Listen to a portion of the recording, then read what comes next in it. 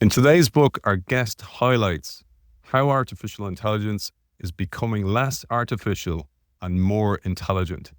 How instead of data-hungry approaches to AI, innovators are pursuing data-efficient approaches that enable machines to learn as humans do, and how instead of replacing workers with machines, they are unleashing human expertise to create human-centered AI.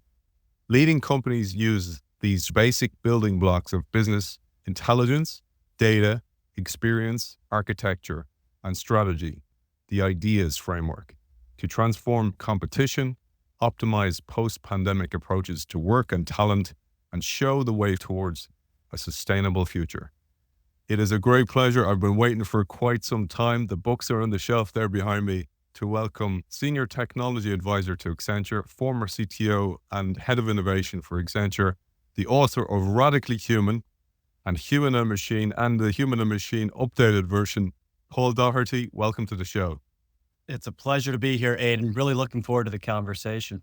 It's great to have you, man. And as an Irishman, I want to say also, Paul is the Science Foundation Ireland St. Patrick's Day Science Medal holder as well. Yeah, that was an amazing event to receive that from the Taoiseach a couple of years ago. And that's another one of my connection points to Ireland, which is another reason why it's great to talk to you.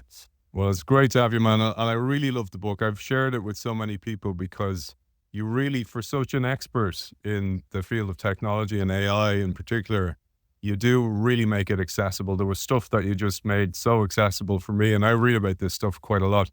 But I thought we'd start off by sharing the context for both these books, because Human and Machine came first, and then Radically Human, and then you updated Human and Machine, because the world changed dramatically in between the editions and between starting Human and Machine and Radically Human. So let's share a bit of context for that, and then we'll share some of the changes that you've seen and some of the context for all the work that you do. The books and really all the work that I've done ties back to experience back in my university days, several decades ago now, where I got into AI and also cognitive psychology in some fields, which we can talk about a bit more. But it was a really formative experience that really set me on this path of understanding the impact that technology has on people and how people use technology. And that's been at the heart of everything I've done over my career. And that's what led to Human plus Machine, Radically Human, and all the work that I did, with the fundamental premise that technology is an amazing tool that allows people to be better. And I don't think AI is any different than any technology that came before.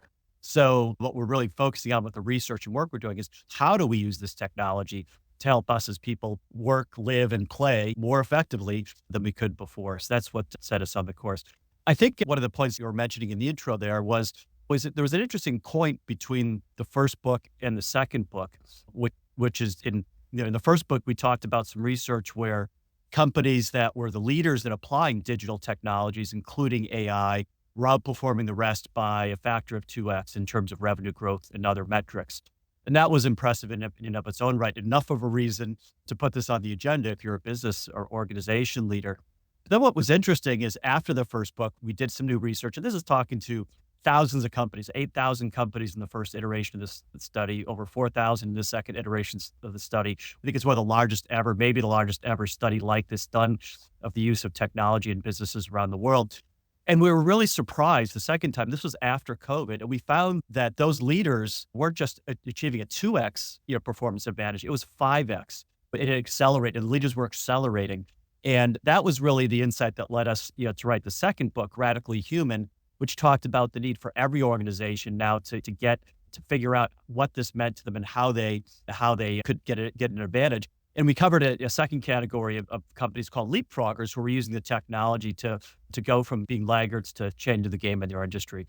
So that then led to generative AI and everything else that came. That led to us writing the third book, which was the updated version of Human plus Machine, because we believe the premise of that first book are more true than ever in the era of generative AI that we're moving into.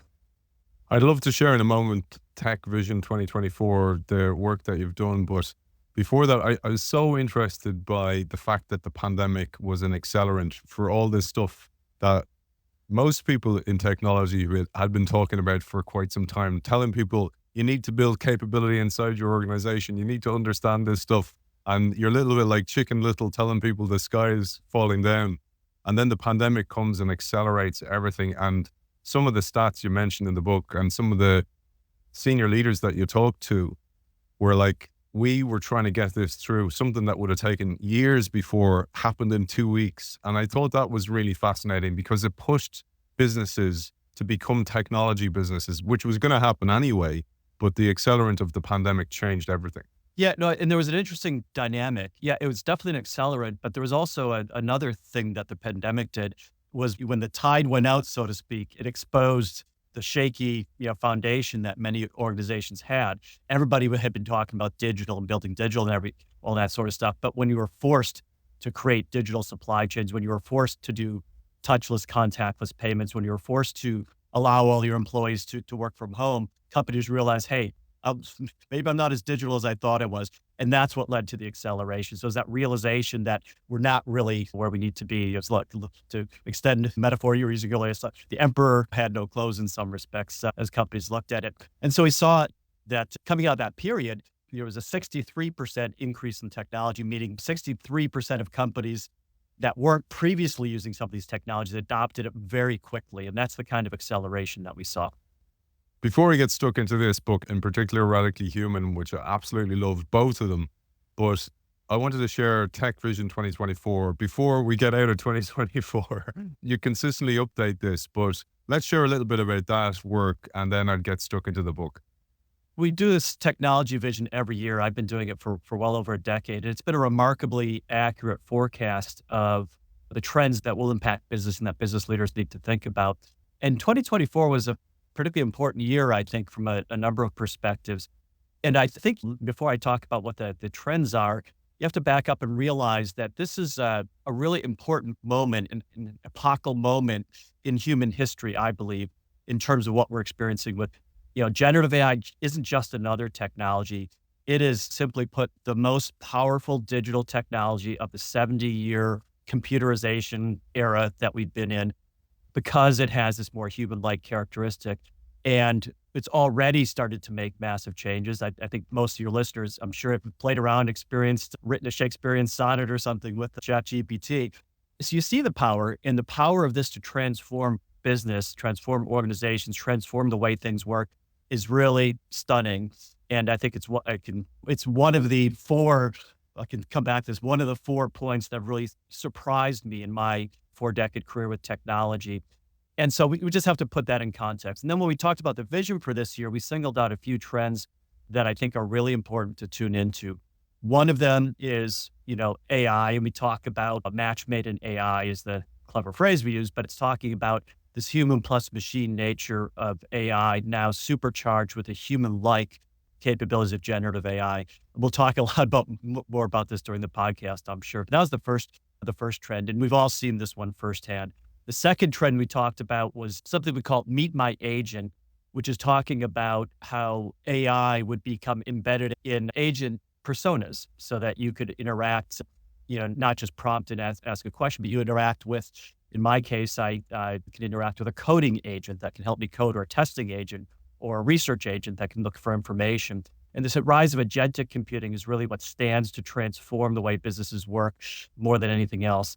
The third trend we talk about is the space we need, talking about how digital will extend itself to 3 dimensions. I'm looking at you on the screen now, and your viewers are looking at these 2-dimensional screens. And it's kind of crazy to me that we live in a 3-dimensional world, but we've just accepted the fact that we can only do digital interaction in 2 dimensions. That's changing. Now, we talked a lot about the metaverse in previous years. Apple released their headset not too long ago. Lots of things moved in this space. Meta has the new glasses. Watch this space, because it's inevitable and it'll happen faster than we think, that we'll be interacting more in 3 dimensions than 2 dimensions digitally. And then the final trend we talk about is how this starts to move to the edge and impact everything we do. And we call this trend the body's electronic, or the body electronic, talking about how devices and instrumentation and awareness of every move we make and ubiquitous computing in the environment around us really has some risks we need to manage for obvious reasons, but also stands to really add a lot of opportunity for us. I wanted to come back to some of the human challenges. And by this, I mean in organizations. So we work with senior leaders all over the world. Many of the show listeners are senior leaders, CTOs in many cases, and they're frustrated oftentimes that their organizations won't move until there's clear evidence that there's need to move. And one of the things you said absolutely resonated with me, which was you said a large majority of companies used technologies as a lifeline, not as engines of innovation. So this was during the pandemic. And you said, like so many companies that innovate under duress, not by choice. And this is just such a frustration for so many of our listeners. They're the change makers, they're the heads of innovation, they're the people who are crying, we need to make this change. And I wondered, what did you see as the magic ingredients that would help people see that future? I know a lot of the work you do is this, show them glimpses of that future, but still people get stuck in the status quo instead of embracing these technologies early. There's a variety of thoughts on that one. The phrase "never waste a good crisis" comes to mind, and that's, I think, what a number of leaders used to their advantage back in that period, COVID and the period following it. There was one CTO of a large manufacturing organization that I talked to and worked with, and they had visions and plans of using virtual reality, augmented reality, to do inspections of their plants globally, so they didn't have to send experts flying around the world. Could never get it off the ground, could never get adoption until COVID happened. And then, by the way, they had a proof of concept. They had a minimum viable product. Within a couple of weeks, they got this new thing up and running, and we're using this new virtual augmented reality approach to do things. And it took off and became the viable, natural way to do things. And another technology leader told me that COVID had given them the business case now for innovation, because people were willing to break through innovation. Think about touchless payments and things like that accelerated during the pandemic. So that's one thing. The other thing I think is, in the new book, in the subtitle, we talk about reimagining work in the age of AI. And that word reimagining, we chose very intentionally. Some of the people listening might be chief information officers at companies. That would say you have to think about that I not just being, I think the I like underplays what so many CIOs do, chief information officer. I think it's really the chief innovation officer. It's the chief imagination officer. Because I think the technology leaders, whether you're CIO or CTO or whatever role you might have, need to be the evangelist and bring the imagination across the organization so that they can help the other leaders, help the C-suite imagine where to go with the technology. And we're seeing that happen now with generative AI. There's been a shift. When ChatGPT is less than 2 years old now, or it'll be just about 2 years old when many reviewers are watching this.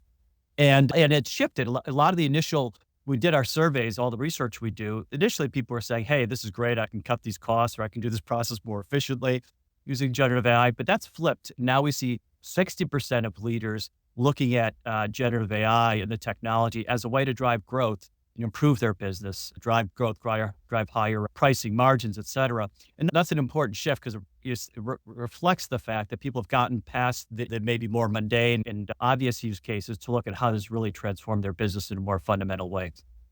One of the things I thought of, Paul, was just your own experience and the depth of research in these books, and indeed the Tech Vision reports that you put out every year, and your work with clients. I think that's the difference. It's you work with clients as well. So you're seeing what clients are doing things well. You're seeing what clients are laggards as well. But I thought about the things that surprised you over the last 2 years, even since ChatGPT kind of made people pay attention. And I often think about visionaries and futurists and people who work in the future, even in organizations, and sometimes they're too early. And I often think about that movie, Field of Dreams, with Kevin Costner. Is like, build it and they will come, and then they don't come, or they're waiting. They're like, where are they? And there can be some innovators in organizations that go too early, and they run out of steam by saying, yeah, things are going to change. And then there's others that just get it right. And I wondered what you saw as the secret formula for being able to know when to press the accelerator and when to press the clutch or the brake. Yeah, it's funny you mentioned Field of Dreams. I just rewatched that about 2 weeks ago. It's such a phenomenal movie and a good message, as you say. Yeah, timing is the hardest thing to get right in tech, whether you're a leader, a CIO, or an executive investing in technology, or an entrepreneur, an investor. The timing is everything, and it's hard to get that right, which is And what I'd say with with the technology that we have today, the phrase I use a lot is it's a participant sport, not a spectator sport. To really engage and understand whether the timing's right and understand whether you can scale into your business, you need to be using it in some way and diving in. You can't just sit on the sidelines with this. So it's been true with many technologies, but I think it's particularly true with the AI technologies of today. And I would say that applies at an individual level, not just an organization level. For anybody listening to this right now, I challenge you. I hope everybody's using generative AI directly, whether it be they're using Claude or Gemini or Notebook or ChatGPT, whatever you choose, Perplexity. Use it. Use a couple of them, because I think you'll see differences and you'll learn a lot. And then figure out in the organization, where do you get started? And the formula that I'm seeing for organizations that works pretty well on this timing issue is, think about the no regrets things that you could do easily. If you're a Microsoft Teams user, turn on the Teams Copilot, things like that. And organizations are doing that. Those are the easy use cases. Apply it in areas where there's clear value. Customer service is an area where we're seeing broad and really rapid experimentation, and then starting with adoption of the technology. And then as you're thinking about those types of cases, I can talk a lot more about what the table stakes kind of first category is. Think about that second speed, where you can gear it up and differentiate and drive your strategy and delight your customers and do things your competitors can't. That's the strategic level. And that might be drug discovery and life sciences. It might be capital projects, breakthroughs in the energy or other capital intensive industries. It might be new levels of personalization in retail, and understand, can you do those, and where are you on the timing curve for those things? And looking at those levels is, what should I do? Start with now, the gear, speed one, so to speak, and when and how do I accelerate into that strategic higher gear? I was thinking about one thing that you said in the book. I loved what you said there. You said, as lumbering legacy IT systems struggle to keep up with new technology, leaders found that making wise tech decisions and investments had become more difficult than ever. Yes, you often heard from CEOs in the course of your work, we know we have to become a technology company, but what technology? And I found that a very important thing to call out, that one, they often have the wrong IT stack. And it reminds me of, here in Ireland at the moment, we're supposed to get a gig broadband, but most people's tech can't even take that kind of speed. So most devices they have in their house can't take that speed. So they're like wondering why they're not getting a gig broadband. And the same with many, many people's tech investments. And when they're very much CFO driven or EBITDA driven, the investment feels, oh, we only did this a few years ago, and now you're telling us we have to do it again. I'm sure you see this a lot from CTOs. Well, yeah. Well, there's been kind of a second punch, so to speak, from that. We talked earlier about the acceleration of COVID. Generative AI has thrown a new thing in there, a new level of awareness. So companies are looking and saying, even with my acceleration after COVID, boy, I'm still not where I need to be to really now add in the generative AI capabilities I need. So it's really like the second punch, or the second moment of awareness for a lot of organizations. And we call it, I call it the digital core. Like, where are you with your digital core that runs your business? Every company is a technology company. I've been saying that for 10 years, and it's becoming a little bit more adopted now, which means every executive really needs to be a technology executive and be literate in it to some respect. And you need the right modern foundation going forward. A digital core now, when you move into the AI era we're moving into, needs to have some new characteristics. Data becomes more important, not just your transactional, your structured data, your data lakes and such, but the unstructured data. Have you mastered synthetic data? Do you know the synthetic data, meaning the data that you artificially create, but that you can use to train your systems better, or drive your business better? Do you understand that? So where are you with the data agenda? And most companies are quite a bit behind. That's the first, part of the digital core. The second part is your application foundation. Are your applications ready for generative AI? Some of them may be trapped in kind of old legacy systems, or you might be on old versions of from some of the enterprise software providers. Well, guess what? They're not providing generative AI on the old versions. So if you don't upgrade to the latest SAP, Salesforce, whatever you might be using, you can't get the generative AI. So there's the data, there's the applications, and you need a new architecture. The generative AI and the new AI technology are changing your architecture more than any technology, probably since the introduction of the PC and the network. Do you understand those new changes, new layers, new modules and things you need in your architecture? Things like switching capability to move between different foundation models. How do you integrate different models and ensure they use data consistently to drive the right quality results for your organization? Do you have the guardrails in your architecture to enforce responsible AI? This is a technology issue, not just a policy and principle issue. That's the architecture piece. So data applications architecture, less than 15% of organizations from the work I've done and the surveys that we've done have that modern digital core in place. So most have a lot of work to do. It doesn't mean you shouldn't start with down the path, and most are starting down the path, but you have to, in parallel, build that foundation for the future. I often feel so sorry for CTOs. Lots of CTOs have a place at the boardroom table like they deserve today, but they didn't always. But then they get this pressure. When is this going to be delivered from all different angles? And there's only a certain speed that they can go to. And I wondered, had you any advice for them? Because I told many CTOs I had you coming on the show, and they're like, oh, ask them about this, because I get it on my ear all the time about, can we go faster? And there's only a certain speed we can go. And I wondered what advice you had for them. Yeah, this is an interesting one. The answer is different for different organizations, but I think there's there's been two big problems for CIOs, and I agree with you. I have many CIO, CTO types of friends. I think it's one of the hardest jobs out there because of the increased pressure for innovation combined with the reality of what you have to run today, like, and keep it all going. And the two things that have been almost impossible for many technology leaders to do is build a business case to modernize, because modernization on its own, nobody wanted to pay for unless there was some other business, benefit generated. The second thing that was hard to justify were just data for its own sake. So as a result, companies have underinvested in your core applications and architecture. They've underinvested in their data.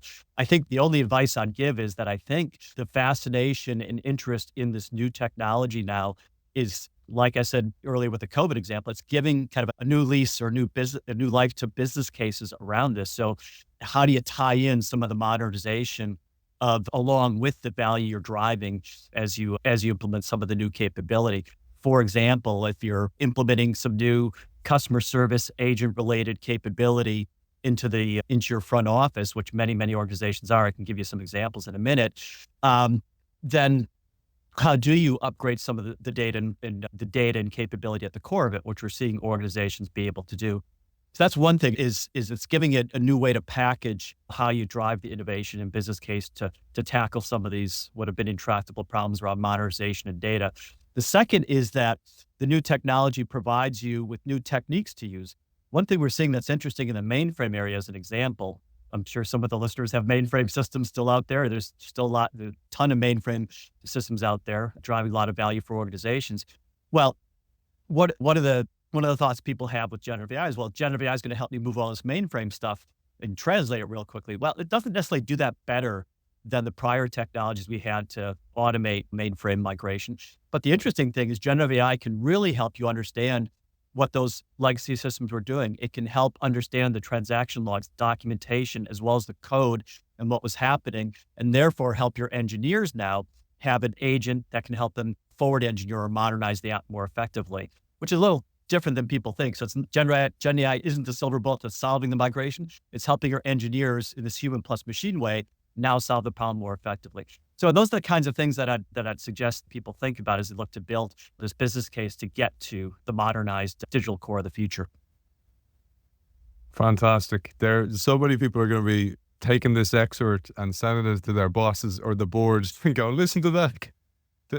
If you ask me how faster I can go, listen to that now next time. And to that point, the question, I'll add one more just in case people use it that way.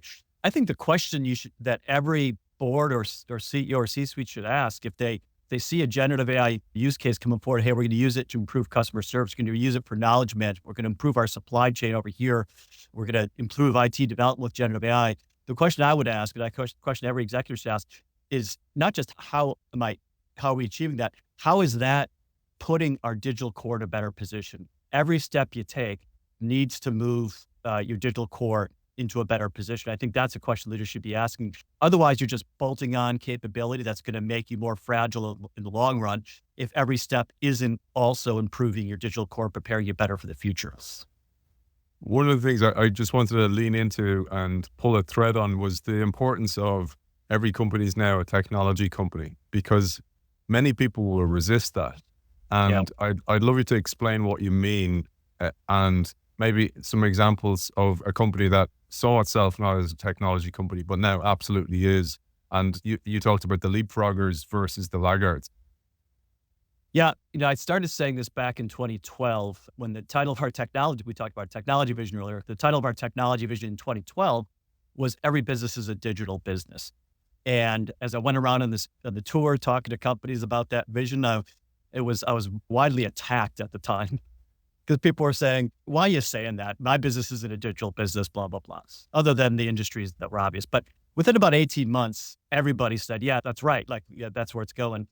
And that's where I started also saying, if every business is a digital business, then every leader needs to be a technology leader. Every CEO needs to be a technology CEO, because the way you do digital, the way you use technology is going to differentiate your business. And as a leader, you need to understand how that's happening. I think that's become true in many organizations. Just a few examples. I'd highlight Walmart maybe as one example globally of an organization who's embraced it, going from the bricks and mortar stores of 10 years ago. It's an amazing company, but look at what they're doing now in e-commerce and use of AI in their stores and use of data in very ambitious ways, and kind of fighting against Amazon and the other leaders there. Amazon themselves were amazing at technology, obviously, but it shows how Walmart's really transformed. And the CEO of Walmart, Doug McMillon, has really embraced technology, really changed his team and changed the whole company approach to embrace technology. I look at another example happening right now, that the transformation right now, I'd say, is in the insurance industry.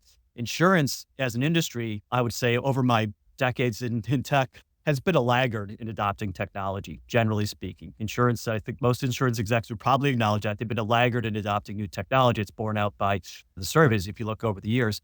This time it's different. Insurance executives, the CEOs I talk to in the insurance industries, are really looking at technology as a difference. How does this impact the way I look at risk? How can I use AI models in new ways? Insurance is largely a language-based industry. It's policies and it's communication with customers and it's regulation and stuff like that.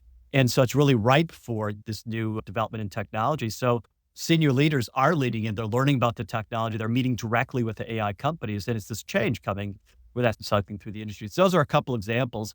And this is really true in every industry, that the differentiation going forward is going to be how companies really put this new digital core in place and use AI. We're entering this AI era, use the technology to reimagine the way their companies work. And that's what comes down to leadership. And we'll come back for those people interested in the likes of Walmart. There's a brilliant case study of Ocado in the book as well. And we'll talk about that when we come back to the ideas framework.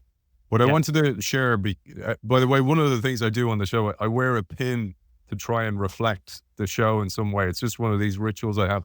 This is a kind of a human head with data, kind of a Rubik's Cube stuck in his head. So I thought it was like radically human. That's what I was trying to do there. It might have been stretching the metaphor, but radically human and machine has a theme between it. And hopefully we'll have time to come to human and machine at the end and this missing middle. Yeah. But in this book, Radically Human, you talk about innovation turned upside down. And you talk about three major phases about intelligent technology and how we're entering this third phase, this radically human phase. But I'd love you to just give us a whistle-stop tour of those three phases and what you meant by them. We started this in Radically Human, and then we built on it even more in the new book. But if you think about automation and people using technology, you can go back through you can go back industrial agriculture, you can go way back with technologies, but look back to the industrial age. It was machine-led automation, where it was assembly lines, standardized processes, Frederick Taylor, scientific method, if you're familiar with these things. That was the machine-led era that we started with. Then the second era came about with computerization that I alluded to earlier, roughly 70 years into that, the computerization, which gave us a little bit more collaboration in processes and such. And maybe you got to human plus machine in some cases, still a lot machine-led in terms of the technology, but the technology fused together in different ways. And in that era, what really mattered was we're moving from standardized manufacturing types of processes to human plus machine processes that were put together. But they were still pretty static processes. Now in this third era that we're just moving into, it's really human-led. It's more adaptive processes. And that's really why generative AI is so exciting, because it's technology that has many human-like characteristics. It's got human-like capability in certain areas. So rather than processes and interaction being defined by keyboards and different primitive ways of interaction, it's human level interaction with the technology that we're dealing with, which can really give us superpowers in terms of the power of people and the abilities of people. And it leads to the need to change the way you think about processes. And that's, again, why this word reimagination comes in there. And we talk about this radical change in the way we do things. A good example of that human-led thing we talk about is a very simple example is in the design field. There's a chair called the elbow chair, which won a lot of international design prizes several years ago. It looks very different than any chair you've seen, but it's structurally amazing in integrity. Design is beautiful. And it was designed in a human-led way by a designer using generative AI, in this case from Autodesk.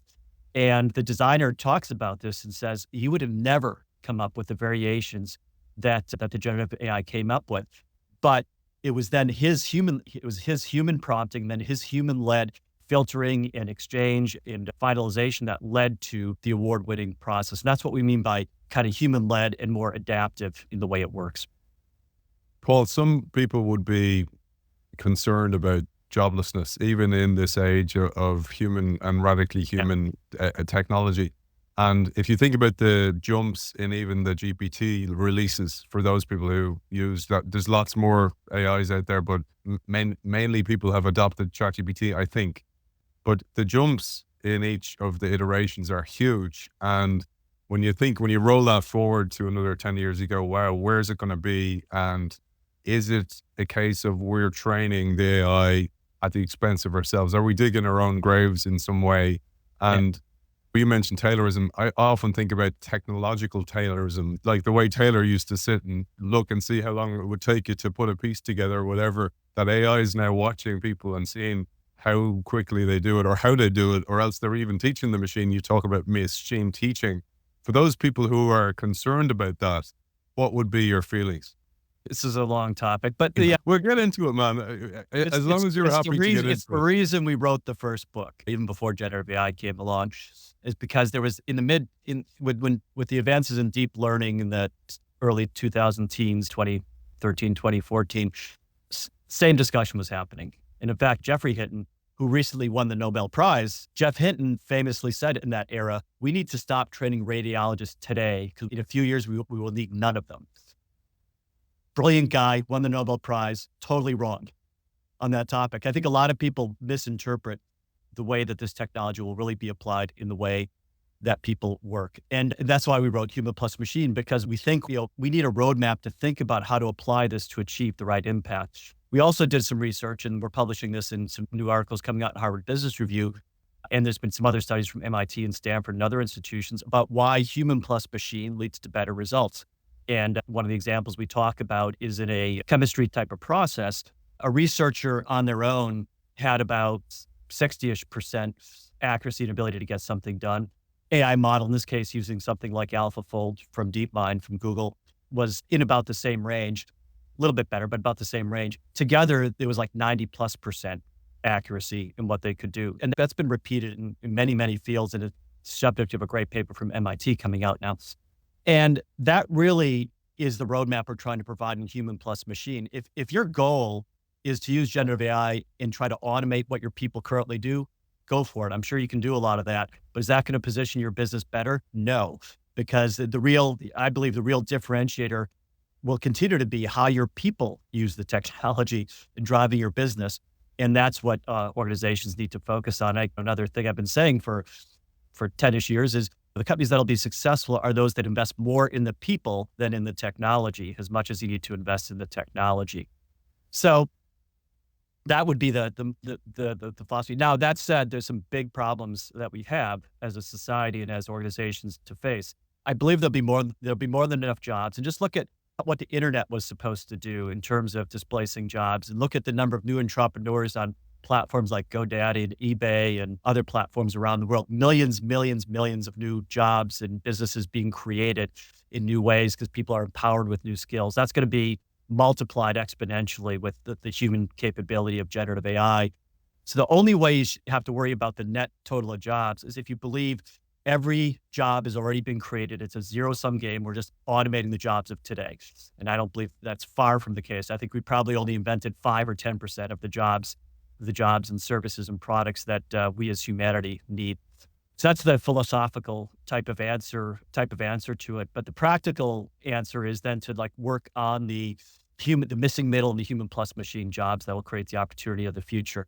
The other thing I'd say though, a big issue is we already have, and this isn't being talked about enough, we already have too many people on the wrong side of a digital divide. Whether you look at global south versus developed economies, or you look in individual countries socioeconomically, or by different groups from an inclusion diversity perspective, we already have a digital divide that's unacceptable and leading to political issues and unrest and various things.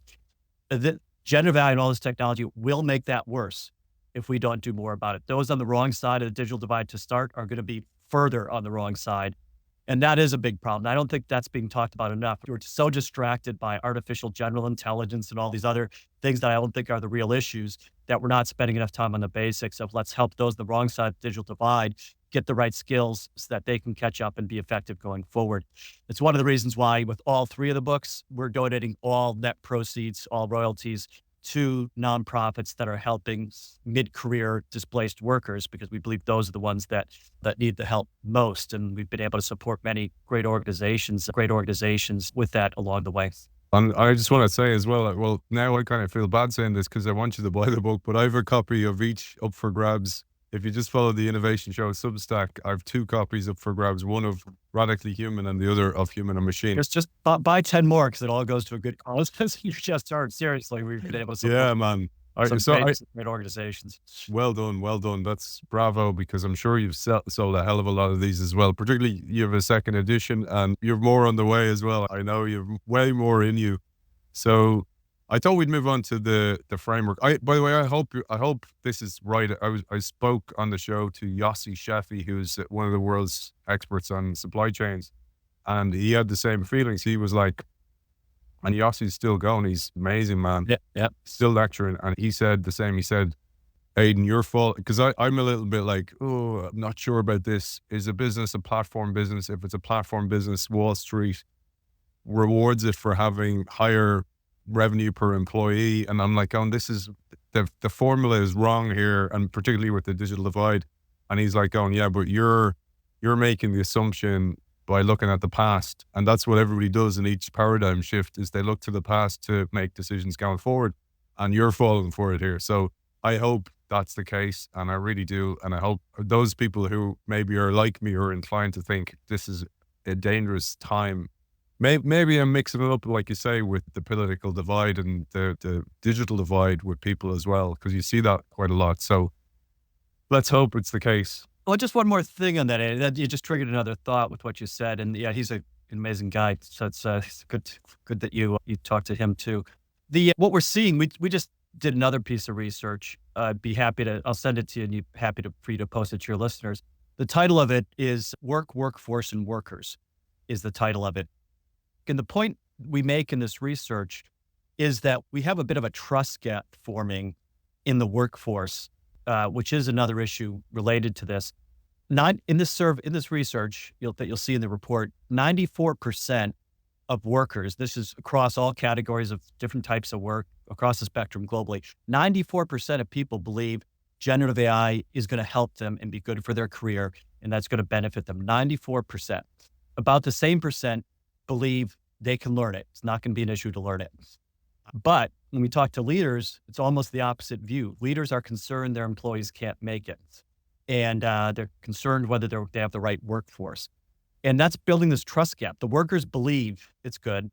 The leaders aren't sure. And when we ask the leaders, what they're doing, they say they don't know the impact yet. So they're not saying anything. So there's a silence coming from leadership. Workers believe they can do it. And as a result, there's this distrust building. So if you ask the workers how they're feeling about it, they say, well, I'm optimistic. I don't believe my current company is yeah, I believe I'm at risk in my current company because of it, which is just this great paradox and this great lost opportunity to maximize human capital and why this human plus machine thing is so important. And those organizations, those leaders who are out there talking about, you might not have the perfect answer, but talk about what it's going to have. Talk to the employees, educate all of your employees in what this is and what it's doing. Encourage them to use it so that they're part of the process. Those are the organizations that are reversing the trust gap and instead building a workforce of employees who have the trust and also will bring the ideas and the culture and everything else you need to drive the change.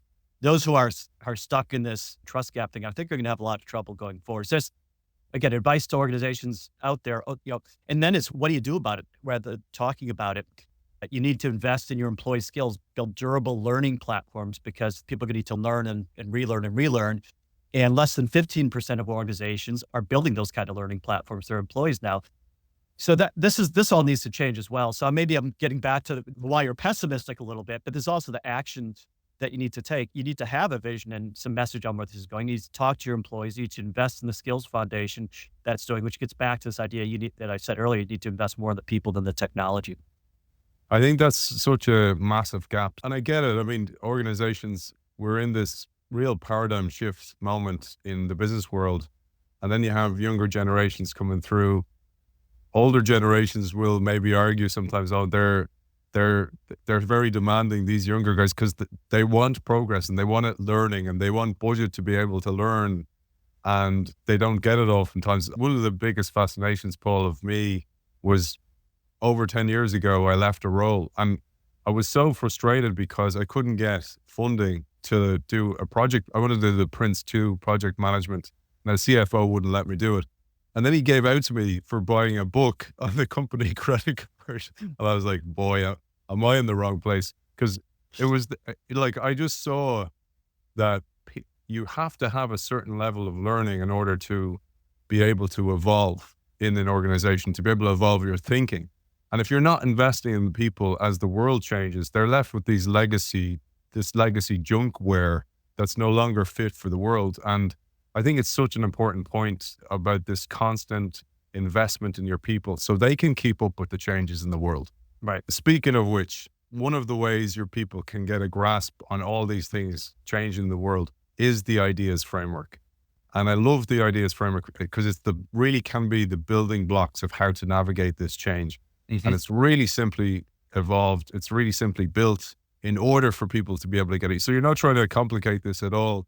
And I'd love you to firstly, at a high level, take us through just what the framework is, and then I'll pull on some threads and we'll go a little bit deeper into each of the 5 steps. I have to give credit to my co-author, Jim, for coming up with ideas. We had these 5 things and we're trying to figure out how to make it memorable for people. And he was the one who came up with the acronym IDEAS. So the 5 things, so it's IDEAS, IDEAS. So the I is about intelligence. And we use a tagline of more human, less artificial. And this is the point we were just talking about. We're making 2 points there. By the way, Radically Human was written before generative AI, but we were talking about the shift. One thing we're making the point of with the I here, more human, less artificial, was that the technology was becoming more human. We were kind of looking at Transformer and these things that became the T in ChatGPT before that moment. And so we're kind of anticipating the more human-like nature of the technology, and therefore why you needed to embrace these more human ways of using the technology. So that's the I part. The D part is data, and we're making the point from maximum to minimum and back is what we say in the book.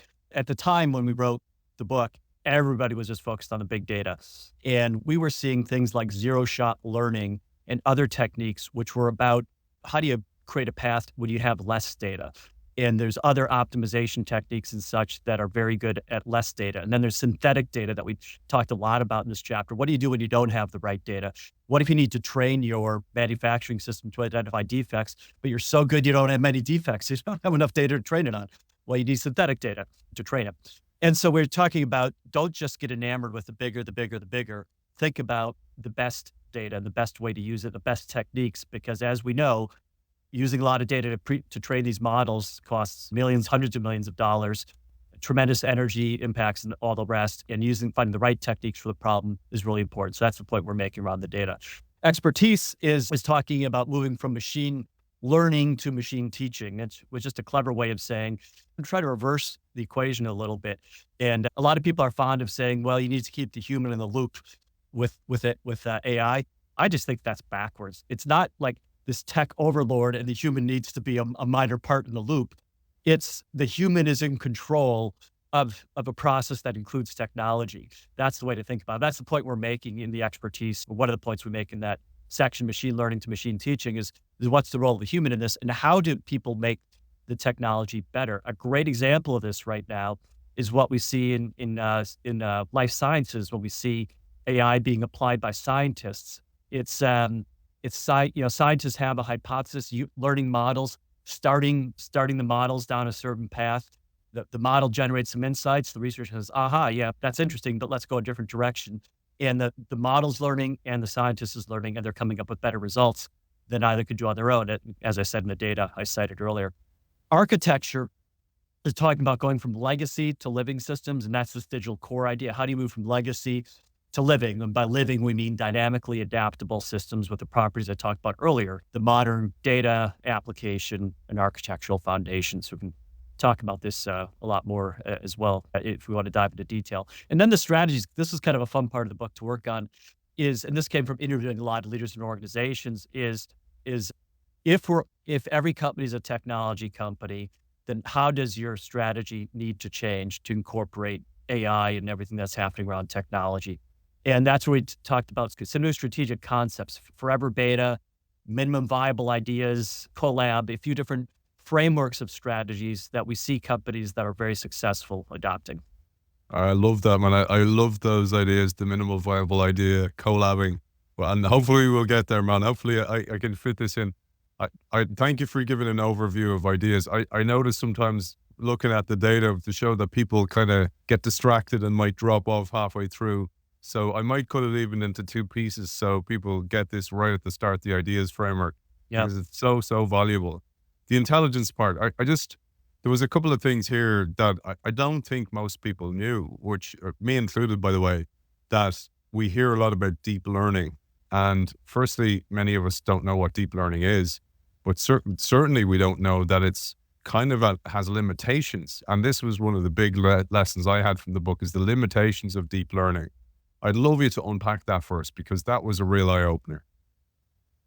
Yeah, so deep learning, it really took off in the 2010s. Jeff Hinton, who I mentioned earlier, that's part of the reason he won the Nobel Prize, was he was an amazing pioneer and researcher with some a lot of the new concepts around deep learning.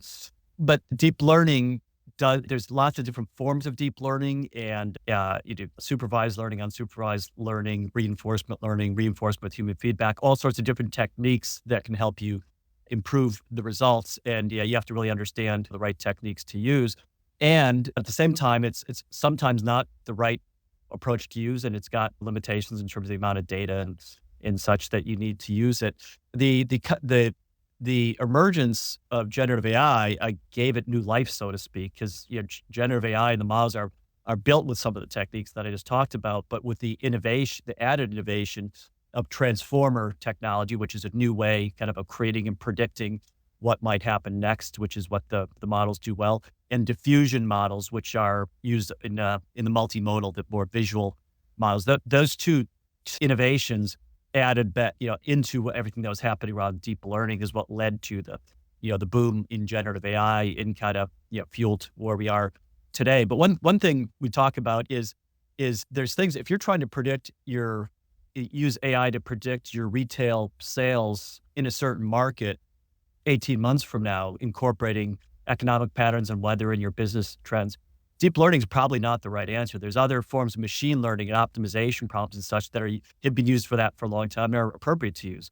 If you're doing a next best action kind of things, if you're on Amazon and trying to figure out what book you're going to read next, that's probably not going to be deep learning. It's probably going to be other forms of machine learning and AI that are used in there. So that's one of the things we're talking about in the book, is making sure you're choosing the fit for purpose types of models. We talk about really three broad categories of AI: the diagnostic AI, it's often deep learning driven; predictive AI, often driven by optimization and other algorithms; and then generative AI with the unique, creative capability, powered by these new types of models. One of the things you mentioned about deep learning is that it has a black box problem and that it's making really consequential decisions. But when you try to figure out how it made those decisions, it's pretty opaque. That was one thing. And the other thing was deep learning systems can't read. So when people are actually uploading documents, I think this was really important. It can't read those documents. And I'd love you to share a little bit about those two things. Yeah, that's where there's a lot of exciting things happening now too. So yeah, deep learning kind of on its own, you have this black box and explainability problem. And there's ways to solve for that. There's generative adversarial networks and things like that you can use to try to understand what they're doing, but still approximating. Some of the interesting innovation going on now is how do you add the explainability back in? That there's some really interesting things happening. If you use Perplexity, for example, one of the big generative AI models, you'll hear headlines as this comes out about the large amounts of money they're raising. Perplexity is one of the successful frontier foundation models. They have the explainability built in. When they tell you something, they'll give you the citation. This came from X. That's really important to do. And others are working on that type of problem. But deep learning on its own doesn't have that capabilities to your point, which is important. So and one thing I was just working with a company on is using that type of model in an investment portfolio analysis application where you don't want to have hallucination make you make the wrong bet. But you want to understand as financial analysts, I guess human plus machine. I want the model to advise me, but I want to understand and make sure it's the right bet. And that's why the explainability features come back in us working with this company on recently. And the second part, so as explainability, what's the second part was the So they can't read. yeah, and that was a big limitation. And that's why you have to look at how you combine different techniques. So you can use NLP and generative AI. You can use them to do the reading and adjust, and then combine it with the deep learning models. But you have other problems. The generative AI, the new foundation models aren't good at math. So because they're kind of language based. So you really have to understand there's no one silver bullet for everything. And the answer, we can come back to this, but the answer isn't just making these models bigger and bigger with more hundreds of billions or trillions of parameters. That's not going to solve it. It's kind of combining these techniques and models in different ways. So for example, we did a manufacturing inspection system for one of the largest automotive companies in the world almost more than 10 years ago. And it used video cameras on their assembly lines with a deep learning algorithm to identify defects back. So this is with common technology now. Back then it was more pioneering. But now with generative AI, we can do some new things. We can understand the nature of that defect. We can look at documentation, other things. So we can use language-based resources now, understand and add to the power of the system that can generate the defect and kind of look at all sorts of other dimensions of it. So it's sometimes looking at how you combine multiple dimensions of AI together to solve one problem. It's not like generative AI displaces the prior forms of AI. Simple machine learning optimization algorithms are relatively simple. In many cases, are going to be the best answer. But maybe you can wrap generative AI around for better human interaction and understanding the context of the problem and such. There's so many great examples in that. I'm actually looking at my notes here going, I don't have enough time to cover all these examples. I love the stuff, the covariance in there, eye tracking by AI, et cetera, et cetera. So I'll leave that to people now. And now particularly that where the proceeds of the book go to buy the book. So we better keep moving on to data. And again, lots of huge insights reading this chapter, particularly things like the lack of existing big data sets for AI. So maybe we'll start off there and maybe you give an overview of the world of AI, of data, and then I'll pull on a few threads. When you look at the data, most companies understand and can itemize their transactional data. So my customers, their history, billings and such. And that's one level. But even that in many organizations has issues. You have no single source of the truth and things that need a lot of work, quality of the data, et cetera. Then you have the kind of second type of information you're dealing with, which is the unstructured data, your call transcripts, what information externally, what people are saying about your company and on Yelp or customer review sites or what have you. So unstructured data that may come in different ways. And then you have synthetic data that you may be able to create that'll help your business in different ways. That's data. And then the other thing that you need, and that you can use that in as a foundation integrated to power the AI that you need. But then sometimes you also need data sets to drive the data. Think about scientific discovery. You may need things like AlphaFold, which has protein folding predictions and information and such. Or if you're looking at one thing we did for the book is we used some AI looking at job classification and job trends and what's happening in use of technology. Well, there's massive data sets on that, fortunately, available that are aggregating a lot of different company information, but that data doesn't always exist. And I think the lack of data sets is one thing that we're seeing organizations deal with. And in some cases, we're seeing industries collaborate. Leaders in industries say, hey, let's put this data together. Clinical trials around related drugs in the pharmaceutical industry, for example, if it can help all of them, with different aspects of the problem and, avoid some of the, the intensely competitive areas, then there's value in collaborating to create data sets that will help them power new things going forward. So that's there's a lot of work going on this because, the AI will only be as good as the data and the data sets that you use to train it and they feed it to produce the results. Again, with some empathy for your colleagues in CTOs all over the world who are pulling out the clips and sending them to their bosses. One is one thing that's a new thing to look at there, and some on the call probably are looking at this, is how to use AI to improve your data. There was a great study, not to cite Walmart again, but just happened that one of the interesting things they're doing with AI that they talked about recently is how they dramatically improve the quality of their product categorization data that drives all their online business. So in other words, this is the data that's really important to make sure if you search, you find the right product that you're going to buy. They have some quality issues with the data, and they use AI to dramatically improve it very quickly. And it's an example of using the technology to improve your own data. One of the things I was going to just mention was the rising costs of data. So training a single model is relatively inexpensive, but the better you get, the more it costs. And I thought that was an important thing to mention. Yeah, I think what's one of the issues that's going to drive how AI evolves in companies. We're at the very early stages with these large models.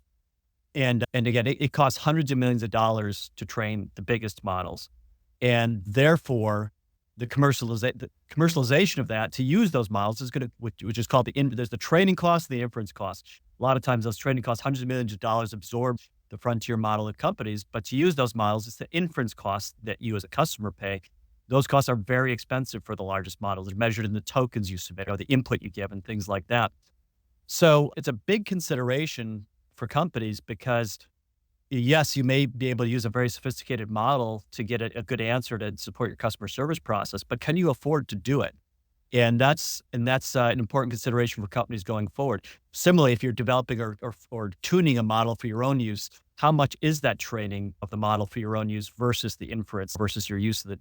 So we're at the early stages. Companies are starting to understand this. We've developed frameworks to help companies evaluate these types of costs, but that's why it's very important to make choices. Only use the really powerful models or only build those really powerful models if you really need them because they're incredibly complex and expensive to use. Where can you use open source models, say from a Meta, one of the Llama models or Mistral or other organizations who have much smaller, more fit for purpose models that might help you in a domain in a more efficient way than bigger models. But it's all sorting itself out right now. And that's going to be a really important area to stay on top of over the next few years. One of the things I thought was really important was, again, you mentioned here, even leaving budget. We're in budget season for many companies and they don't leave enough budget. They think they might have enough budget to do these things. And then they have this problem with data. And you tell us that AI pioneers are addressing three distinct challenges. One is to find the needle in the haystack. You have a bunch of data, but what's relevant? The second is the amount of data is small. So we talked about this in the intro, the efficiency of that data. And then there's some cases there's no data at all. It's synthetic data, for example, you mentioned. I'd love you just to give a quick word on that. One of the things that you need to really think through is how to integrate the data in the right way and how to use some new ideas. So there's vector databases and knowledge graphs in different technology. Some of you will be familiar with that. The rest of you will become familiar relatively soon with it, I'm sure. These are ways to take the data you have, which in some cases may be small data. It may be specific supply chain data about your business and the way you build products and such, which isn't massive big data, but it's really important to the problems you're going to want to solve with AI. Creating the knowledge graph and vector databases, vectorizing the information you have so that's easily available and digestible by the larger models. These are really important areas that are going to dictate how successful you can be in getting accurate results, in getting results that are really tuned to your business. So thinking about your data, as I talked about earlier, all the different forms of data, and then thinking about how do you prepare that in the right way to interact with your, generative AI and the other forms of AI is part of the art of getting that architecture right. We better keep moving, man, because I'm going to run out of time here and people are going to be left hanging. We're on E, which is the expertise piece, and this is the move towards machine teaching. In Human and Machine, we'll cover that again in the future, but in this book and in Human and Machine, you talk about the human-machine hybrid activities that you've identified, and maybe we'll just give a quick overview of your favorites of those. Yeah, I think when you think about the expertise, there's really, from machine learning to machine teaching, there's some simple ways you can see this in terms of people labeling and tagging things. But that's really not what we're talking about there. Those aren't necessarily the really high value examples. The other types of examples that you see here are in areas like customer service, as an example, where think about it, a large telecommunications company we worked with, where they have customer service agents, but they also have AI agents that can listen to the call, understand what the customer might be asking about, and then suggest what, to the human agent, what, might help resolve the problem. In this particular case, the use of AI and generative AI agents increased productivity by over 30%, increased customer satisfaction by over 60% because the customers were getting better answers. And it had this amplify effect. If you think about what we were just talking about, Aidan, where the AI made the human agent better. They were able to, that was, as far as the customer knew, they were just dealing with a human, and that human was more effective and had these superpowers to answer the questions better. But the AI was also learning based on the interaction and what the human did. Did the action resolve it or not? So that next time around it'd be that much better. And that's that amplify and interact capability of the machine teaching coming from the human interaction with the AI. Paul mentioned in that brief overview earlier on architecture. And what I found really interesting was that architecture in your IT system is starting to reflect architecture in the organization, Conway's Law, where we need to be more fluid, we need to be more adaptable. And I love the way you talked about, for example, the top people. So the AI pioneers are not only using the cloud, but they're innovating in the cloud. And I thought that was so interesting to show people how far you can go to be an A student. Yeah, that really is, I think, for innovators. And again, we talked earlier about the way that they're outperforming. Part of their whole rationale for getting to the cloud was it was the only place to really innovate. If you're not in the cloud, and there's certain things you can't do in the cloud for a variety of reasons. I totally get that, but we'll continue to see more and more move to the cloud. About 40% of enterprise workloads are in the cloud. I think that'll double over the next few years is what we're going to see. And a big part of that is innovation. If you're not in the cloud, you're in your own environment, you're trying to innovate, add new services and features and keep up so that your applications can take advantage of these features. Why not be in the cloud where the cloud providers are introducing these new things on a continuous basis? And that's the insight that some of the early leaders that went into the cloud had and why they're innovating really rapidly. So if there's a new AI capability, so if you happen to be a Microsoft customer and they release a new OpenAI capability in Azure, you can take advantage of it right away rather than needing to figure out how to deploy that in your organization, which therefore focuses your teams more on the business innovation you need rather than doing the nuts and bolts of the technology work. I think that's a core insight that the leaders have had and that will continue to drive it as we go. And now we have cloud, we're moving to the edge, we have AI layered into it with all these new technologies coming about. The more you can leverage the partners who provide that technology rather than building it yourself, the more you can invest the precious dollars you have on the innovation that's going to benefit your business.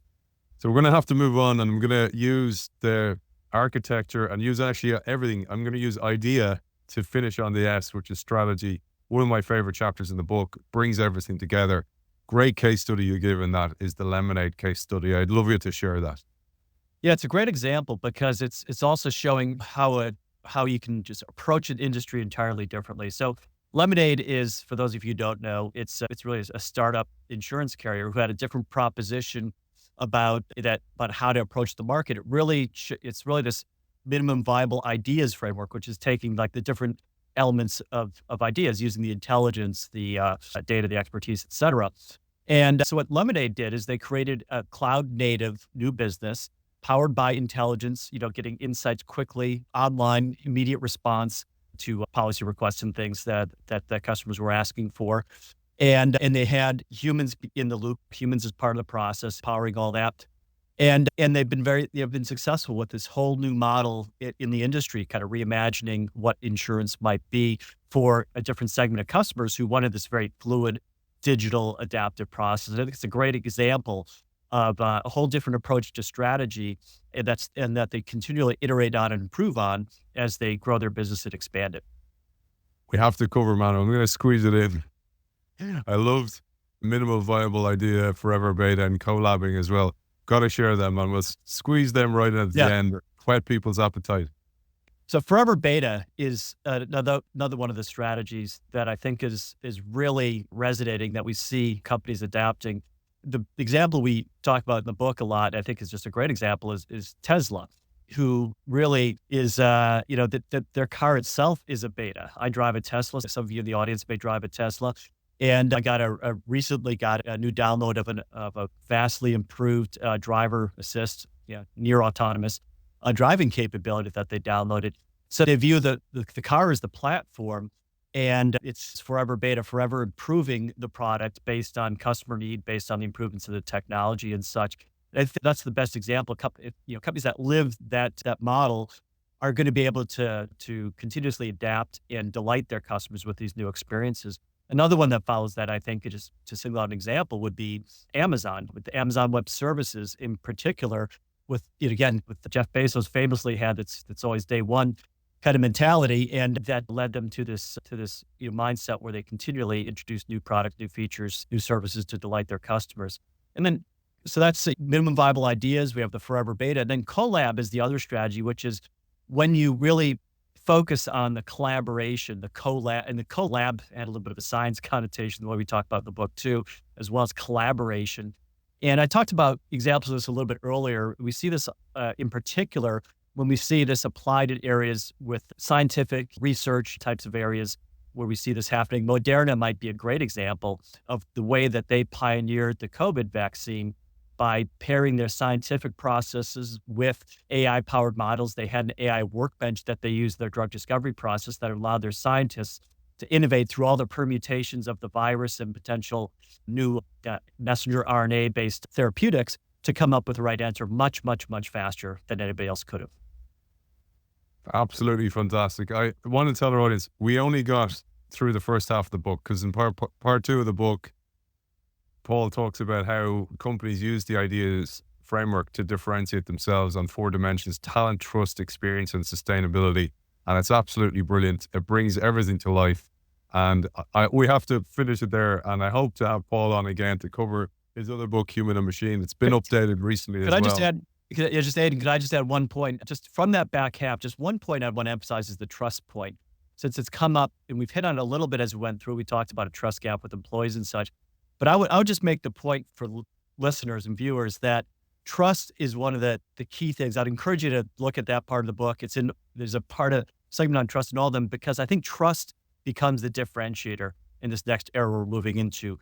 If this is all about data, and if this is all about creating new experiences for customers, and if it's about more human-like capability, those companies that really instill trust and get trust within their workforce, trust within their customers, and trust within their stakeholders are going to be the ones who have the right and the currency to move even faster. Those who violate the trust, customers are going to opt out. Employees aren't going to want to work in those types of environments. And so trust, I would strongly suggest, is an area for everyone to really think about. How does every part of what you do in ideas lead to trust among each one of those groups that you're working with?